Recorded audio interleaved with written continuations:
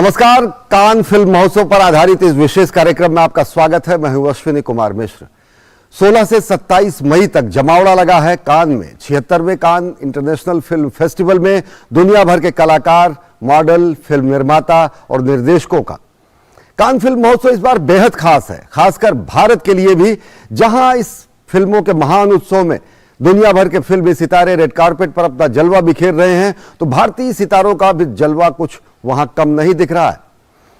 Cannes film festival में आज क्या कुछ खास रहा, आइए देखते हैं हमारा विशेष कार्यक्रम भारत एट कान।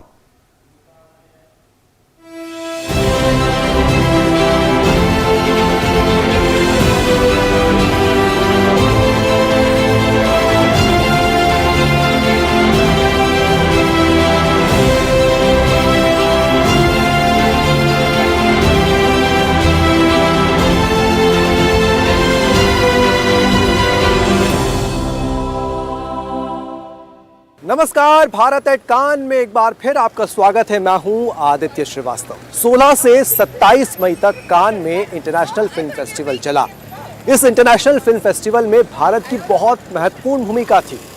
किस तरीके से भारत को बड़ी उम्मीद की नज़रों से देखा गया इस बार कान में, बताएंगे आपको अगले आधे घंटे हमारे इस खास कार्यक्रम भारत एट कान में।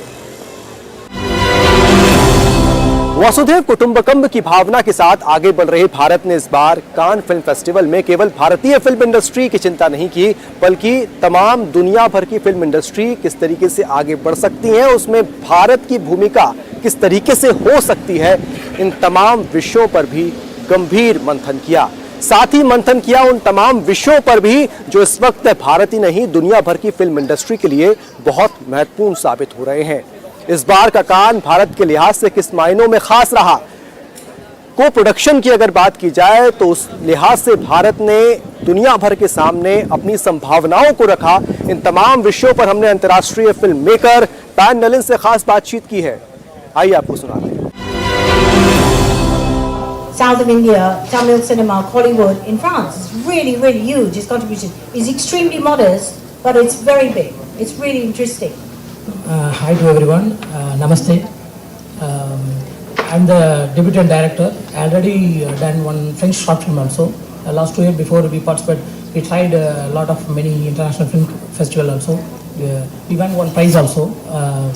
After that, I planned to do one medium kind of film in Tamil because my native is I'm from Pondicherry. So we all I planned to do a medium film. After that, I met Jazz. Jazz only told me, why you doing again the short film and medium film? Already we done one short film with good quality. Why not we try the feature film to the Hollywood? Then only I realized why not we try to the Hollywood film. After that, I narrate the story to Jazz. He only initiated the project. After that, only 2 of more partners they came, inspired the stories, and after that we planned to do one casting call to in Paris because this film I plan to because the story is fully based on the European culture. It's based on the Euromeo, you know. So it's based on that kind of movie. So we plan to do one casting call. More than 650 persons participated in Paris only. From that we sort out. Finally, we take 40 persons to the crew, and the final persons they are the castings. The finalized we finalized. I introduce Venkaraj. He's the one of the hero in this project. Narmada, he's the. Tell us where they're from. Tell us where they're from. Yeah. Venka, born in India. I lived in Paris. I work here. So the director asked me to join the crew. It was a pleasure and it was my first chance for the future film. Vanakkam, namaste, bonjour, hello. It was really such a nice opportunity that Anthony and Jazz gave me. I'm actually former ballet dancer and so classically trained.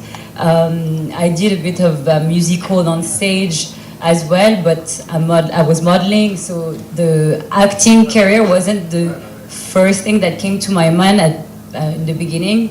and especially in the Indian market, I've never thought I could maybe do it, and he gave me that chance. I loved every single second of this movie, and the working with my co-star, it was humanly such a beautiful experience.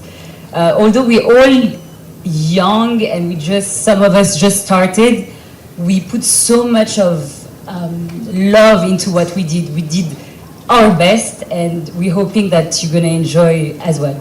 So, and you're gonna feel the love that we put in this movie. Thank you. And one more thing, she is the Miss India France 2018 winner. Yes. Okay. He's Cherry. He played comedy role in this movie. Very brilliant actor. He's Krishna. He's also the comedian. He's also one of the co-star in this movie. She will explain. Sure. Yes, hi. My name is Valerie Kinley, and I am from the US, but I moved to Paris to follow my dreams. So, yes, I am an actress and a model, and I also write and sing music. So, I actually met Jazz here at a fashion show. I did one other movie back in Arizona after I went to the acting school, and then I met him at a show, and he was like, "You should join our movie," which just happened to be the same year they were starting the film, the production. So I didn't know anyone until I basically met them the day that we started filming in like the castle in the middle of nowhere. So it was like I met the whole crew, and it was the best experience of my life, and they really inspired me, and really inspired me to do more films. So, which I have since. So I am so thankful. What was the experience like working in an Indian film? Oh my gosh, working the Indian film, oh my gosh, it was amazing. I've learned so much about their culture. I've learned a lot of, the dance moves, which I'm a terrible dancer, but they're very good at teaching, of course. But no, I've had so much fun with the whole crew, and the experience has been everyone's been so friendly. It's just been so fun. And so I feel like home, like working with them. I felt like I belonged. So it's been an amazing experience. So it's like multicultural, Anthony. It is this thing, people coming from, India, but with, mixing with different cultures, coming from different countries, Yeah. everybody doing this. And then even the genre. Tell us about the genre of the film. Because this is quite unusual. People don't get to see this. People hear drama, comedy. People want to put you in a box. So apparently Anthony cannot be put in a box. I know Jazz cannot be put in a box. You never expect him where he comes. So I think that, it's good to speak about this. It's a horror-based dark comedy film. So horror comedy. So Yes. see, this is unusual already. Yes, we have 4 more songs also in this film. Some beautiful songs. Mr. Johan Shivanesh, he is the music director from Kollywood. Already he done 7 more films. We done only the pre-production work and shootings only held in Paris. Other post-productions, everything we done in Chennai only. So we are just on the edge of the release. So he only decide when will be the release, everything. I want my colleagues want to speak something little bit. Sorry. Yeah, sure. Bonjour tout le monde. Bonjour. Vanakkam. Namaskar. So, I was born in India, grew up in India, so I am here from 20 years now. And this is my first movie.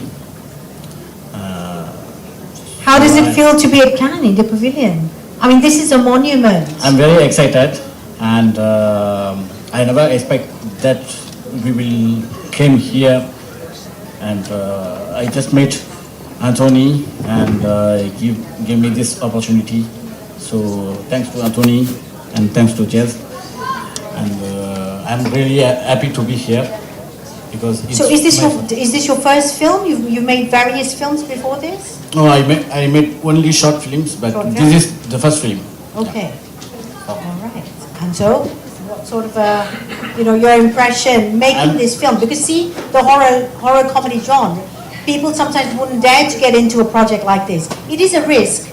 Okay, for an actor, it is a risk. Even an actress, it's something you say you're going to accept. So it is a challenge. It is a challenge. Yes, of course, it's a very big challenge because Anthony advised to me to take a comedian role that never come to my mind, and he said, yeah, you have another face, so we have to break this face.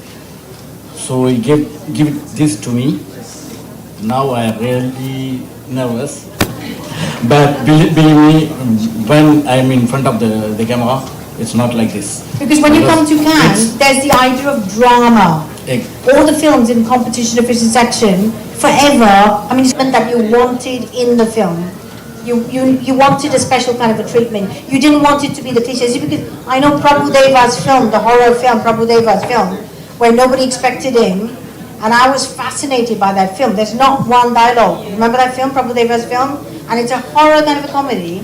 So we're going into things and trying very different experimental stuff. So tell us a little bit about your idea of what you wanted exactly. Film, because I'm a debutant director, I asked him to do a dance number and also the choreograph on song. This song, Pimbili Ki Pillapi. He only done the choreography. From Chennai he came to Paris and done everything. That song came very well. So I especially thanks to that person, Sandy Master, and everybody who worked in this film. I'm really very thankful, and also very special thanks to you guys, very passionately and very sincerely you are sitting there. This is the new generation of who is growing abroad. That's mean they have the double culture, okay?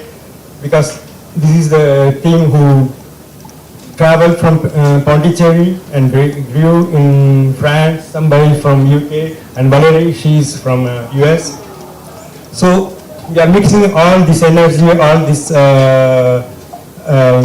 capacities and talents, mainly talent, to build this project, okay? So as this is the first project, we didn't have enough big investment. So I produced with some other two producers. They are not here, so I want to thanks to them also, because without her, this project never completed. Okay.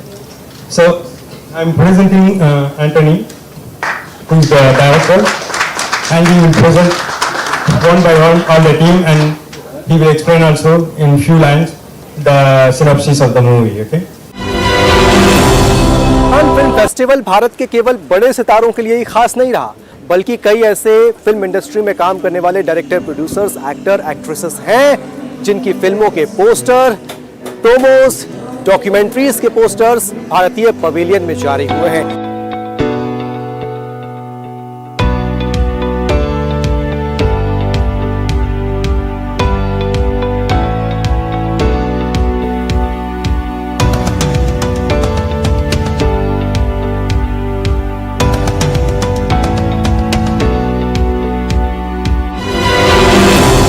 ऐसे fashion designers भी कान की गलियों में हमको मिले, जो तमाम अलग अलग देशों में अच्छा काम कर रहे हैं, भारत के हैं और भारत के कल्चर को, भारत के ट्रेडिशन को कान के रेड कारपेट तक लाने में लगे हुए हैं। उनके लिए इस बार का कान फिल्म फेस्टिवल किन मायनों में खास रहा, हमारी ये रिपोर्ट देखिए। कान फिल्म फेस्टिवल कई संभावनाओं का फेस्टिवल है और भारत का टैलेंट किस तरीके से अंतर्राष्ट्रीय फलक पर पहुंचे, इसको लेकर भी भारत ने काफ़ी कुछ काम किया है। हमारे साथ दीपिका खत्री हैं, भारत से है, लखनऊ से हैं। आप देख सकते हैं उनके हाथ में एक बैग है, दीपिका खत्री उनका ब्रांड भी है, डिज़ाइनर है, फैशन डिज़ाइनर है और कान पहुंची हुई हैं। और कान की अगर बात की जाए तो कुछ लोग हैं जो उनकी डिज़ाइन की हुई ड्रेसेस जो हैं वो पहनकर इस रेड कारपेट पर चल रहे हैं। दीपिका, सब स्वागत है आपका डीडी न्यूज़ में। सबसे पहले तो यही कि कितनी उम्मीद होती है आप जैसे एस्पिरेंट्स को इस कान से? बहुत ज़्यादा, बिकॉज़ एक यही जगह है जहाँ से इंटरनेशनली एक पहचान मिलती है कि आप डिज़ाइनर हो, आपके गारमेंट, आपके डिज़ाइंस इंटरनेशनली हर लोगों को दिखाई देते हैं इतनी बड़ी स्क्रीन पे। तो ये बहुत बड़ी अपॉर्चुनिटी है एक डिज़ाइनर के लिए। आप भारत से हैं, लखनऊ से हैं, और भारत तो इस पूरे कान फिल्म फेस्टिवल में अपने टैलेंट को दुनिया तक पहुंचाने में एक बहुत बड़ा रोल अदा कर रहा है। एसेट मानता है भारत अपने टैलेंट को। आपको लगता है कि आप जैसे लोग वाकई भारत के लिए एसेट है? जी श्योर। जैसे मेरा ब्रांड है वो है कि मैं इंडिया की जितनी भी एम्ब्रॉयडरीज़ हैं, जैसे मैं लखनऊ से बिलोंग करती हूँ, तो मैं लखनऊ की एम्ब्रॉयडरी, चिकनकारी, जरदोज़ी, इन सब को मिला के मुकेश वर्क, फिर उनको अपने गारमेंट पे इनकॉर्पोरेट करके, फिर उनको वेस्टर्न डिज़ाइंस के साथ मिक्स मैल करके फिर उनका डिज़ाइंस बनाती हूँ, और वो मैं प्रेजेंट करने वाली हूँ आज। एक बात बताइए मुझे कि कान फिल्म फेस्टिवल कई मायनों में डेब्यू करने के लिए भी बड़ा खास होता है, और लखनऊ की जहाँ से आप आती हैं वहाँ की जो आपने बताया कि जो जरदोज़ी है, एम्ब्रॉयडरी है, ये पूरी दुनिया में फेमस है। ये सब चीज़ों को इस रेड कारपेट पर लाना कितना ज़रूरी मानती हैं आप? ये बहुत ज़्यादा ज़रूरी है, क्योंकि हमारे जो आर्टिजन्स हैं, हमारी जो कम्युनिटीज़ हैं, जो कितने सालों से काम करती आ रही हैं, वो भी कहीं ना कहीं वैनिश हो रही हैं, तो उनको पहचान देना, उनको इस रेड कारपेट पे लाना is like a very big deal. ये उनके लिए बहुत ज़्यादा इम्पोर्टेंट है। दीपिका, कितनी साल से आप कान आ रही हैं, और क्या लगता है आपको कि ये कान फिल्म फेस्टिवल भारत को अपने कल्चर को रखने में बहुत महत्वपूर्ण साबित होता है? ये बहुत ज़्यादा इम्पॉर्टेंट है, क्योंकि हमारे international actress, film maker, even the अब की बार तो इन्फ्लुएंसर्स भी बहुत सारे हैं जो अब की बार दिखाई दिए हैं। एंड जैसे हम लोग डिज़ाइनर होते हैं, हम जैसे डिज़ाइनर्स जो अपॉर्चुनिटीज़ के लिए देख रहे होते हैं कि हमें भी कोई अपॉर्चुनिटीज़ मिल जाए, हमारी कोई एक्ट्रेस या मॉडल कोई ड्रेस पहन ले, तो ऐसे ही मैं भी पहली बार यहाँ पे आई हूँ, और एक इन्वेस्टर हैं जो यहाँ पे मेरे गारमेंट पहनेंगी, एंड एक मॉडल है जो पहनेंगी। स्टार्टअप के लिहाज से, क्योंकि हम स्टार्टअप की भी बात कर रहे हैं इंडस्ट्री में, क्या लगता है आपको कई सारे स्कोप स्टार्टअप में नज़र आते हैं अब? ये तो आपके ऊपर डिपेंड करता है कि आपके अंदर कितनी क्रेविंग है और आप कैसे उसको आगे बढ़ाते जाओ। तो जैसे मुझे 2 साल हो गया है, पर मैंने फ्रैंकफर्ट फैशन वीक से पेरिस फैशन वीक, और आज मैं कांस में खड़ी हूँ। तो दीपिका खत्री हमारे साथ थी, लखनऊ से हैं, और कान में आज खड़ी हुई हैं, डिज़ाइनर हैं, एस्पिरेंट डिज़ाइनर हैं। और कान ना सिर्फ बड़े कलाकारों के लिए, बड़े फैशन डिज़ाइनर्स के लिए ही एक बड़ा प्लेटफॉर्म नहीं होता है, बल्कि दीपिका जैसे नए जो डिज़ाइनर्स हैं या नए इंडस्ट्री में जो कलाकार आ रहे हैं, उनके लिए भी बहुत महत्वपूर्ण होता है। साथ ही भारत की कला, भारत की संस्कृति को प्रदर्शित करने में यही वो फैशन डिज़ाइनर्स होते हैं जो इस रेड कारपेट पर उसको लेकर आते हैं। भारत कंटेंट हब के रूप में अब अपने आप को स्थापित कर चुका है लगभग और कर भी रहा है। भारत की फिल्मों का कंटेंट, आप कई सालों से फिल्में बना रहे हैं सर, भारत की फिल्मों के कंटेंट को आप किस तरीके से देखते हैं, और क्या कारण है कि हम कंटेंट हब बन रहे हैं? आई थिंक भारत का कंटेंट, हमारे बहुत सारी ऐसी स्टोरी है जो ग्लोबल है, तो ये तो एक्सप्लोर होने वाला ही है।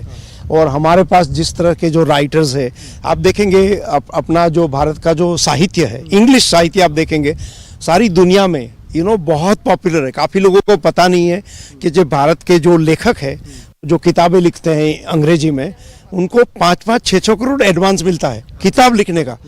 ये एक नहीं, ऐसे बहुत लोग हैं, बहुत ऐसे इंडियन राइटर है। तो ऐसी तरह से ये कंटेंट राइटर जो जिनको करना है वीडियो में, उनका भी फ्यूचर बहुत ब्राइट है। मुझे तो ऐसा लगता है कि हम और भी ग्लोबल स्टोरी बना सकते हैं। सर, पिछले कई सालों से आप कान आ रहे हैं, और इस बार भी कान में हम आपको बहुत शुरुआती दिनों से ही देख रहे हैं, और अब लगभग हम अंत में आ चुके हैं कान फिल्म फेस्टिवल के। भारत की भूमिका को कान में किस तरीके से आप देखते हैं? पिछले साल हम ऑनर कंट्री थे, और इस बार भारत की भूमिका को आप किस तरीके से देखते हैं? अच्छा, पिछले साल तो ऑनर कंट्री थे तो बात ही अलग थी। तो इस साल अभी हमारी 4 फिल्में हैं शायद ऑफिशियल सिलेक्शन में, लेकिन ऑफिशियल सिलेक्शन तो एक फेस्टिवल की बात है। मुझे लगता है हमारी प्रेजेंस जो मार्केट में जितनी होनी चाहिए वो इतनी स्ट्रांग नहीं है, और उसमें भी हम बहुत कुछ कर सकते हैं। आप जिस तरह से देखेंगे जापान की फिल्में, साउथ कोरियन फिल्में, और थाईलैंड की भी फिल्में, उससे भी हम पीछे हैं अभी। तो मुझे लगता है कि उसमें एक बहुत बड़ा स्कोप है कुछ करने के लिए, और सब जितने भी देश है, सबको भारत में बहुत रस है, भारतीय कंटेंट में बहुत रस है। लेकिन हर बार वो मार्केट में फिल्म देख के बोलते हैं, अरे हमें जो चाहिए था ऐसा कुछ मिला नहीं। ये ऐसी स्टोरी है, बहुत अच्छी है, लेकिन हमारे देश में ये नहीं चलेगी, क्योंकि उनको समझ में नहीं आएगा ये सब्जेक्ट क्या है। तो ऐसे कभी कभी शॉर्टेज हो जाता है, जो हर एक इंडियन स्टोरी ग्लोबल स्टोरी तो नहीं हो सकती है। तो तभी ऐसा लगता है कि एक है अपॉर्चुनिटी, हमारी ऐसी स्टोरी जैसे ट्रीटमेंट, वही स्टोरी हम बना सकते हैं, अगर थोड़ा सा ट्रीटमेंट बदल दे तो वो यूनिवर्सल हो सकती है स्टोरी। सर, पैन नलिन ना भारत में एक ऐसे एग्जाम्पल हैं जो गुजरात से निकलते हैं। बड़ा दिलचस्प बैकग्राउंड पैन नलिन का देखा जाता है। गुजरात से निकलते हैं, भारत में कुछ समय काम करते हैं, फिर अंतर्राष्ट्रीय फलक पर पहुंचते हैं, वहाँ के साथ में भारत के साथ को प्रोडक्शन करते हैं। वो सफ़र सबसे पहले जानना चाहेंगे सर, क्योंकि कई लोग पैन नलिन को अपना आइडल भी मानते हैं। नहीं, मैं भी जैसे कोई भी भारतीय बच्चा होता है ऐसे ही मैं गुजरात की एक गांव में पैदा हुआ था, और जैसे सिनेमा से प्यार हो गया तो मैं भाग भाग के सिनेमा देखता था, और अपना स्कूल का जो लंच बॉक्स होता था वो मैं, जो प्रोजेक्टर ऑपरेटर रहता ना, उसको मैं दे देता था, कहता तू मेरा लंच खा, मुझे फ्री में पिक्चर देखने दे। तो हमारी ऐसे फ्रेंडशिप हो गई थी, और तब से मैं फिल्म के पीछे पागल हो गया था। तो मैं जैसे सेल्फ टॉट फिल्म मेकर हूँ, मैंने छोटा 16mm कैमरा खरीदा, छोटी छोटी रील बनाई, फिर स्ट्रगल किया, मुंबई पहुँचे, एड फिल्में बनाई और कुछ लिखना शुरू किया। लेकिन जिस तरह से मुझे कहानी बनानी थी वो बना नहीं सकता था, क्योंकि जो अपना पॉपुलर सिनेमा है बॉलीवुड, उसमें एंट्री मिलना बहुत मुश्किल था, क्योंकि मैं बाहर से आया हुआ था।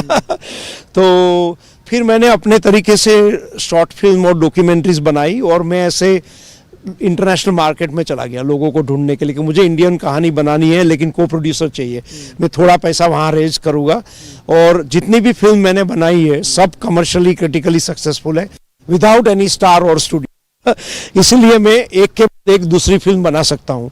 मैंने जैसे समसारा बनाई, valley of flower, angry Indian goddesses, Kumbh Mela के ऊपर डॉक्यूमेंट्री भी बनाई, जैसे चेल्लो शो हमने बनाई, उसमें भी कोई स्टार नहीं है, लेकिन फिर भी हम सक्सेसफुल हो गए कि अच्छी तरह से बिक गई सारी दुनिया में फिल्म का कमर्शियल रिकवरी हो गया, क्योंकि ये बहुत इंपॉर्टेंट होता है।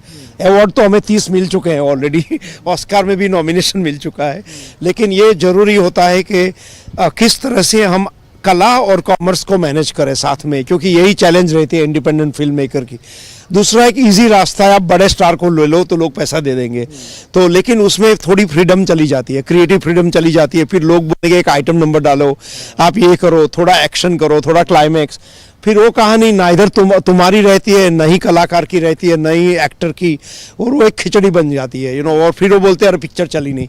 क्योंकि आजकल इतना कंटेंट है दुनिया में, सबको ऑनेस्ट कहानी चाहिए, सबको बिलीवेबल। आप देख रहे हैं कितनी सारी फिल्में चली है, सबसे ज़्यादा जिसकी ऑनेस्ट कहानी है वो ज़्यादा चली है।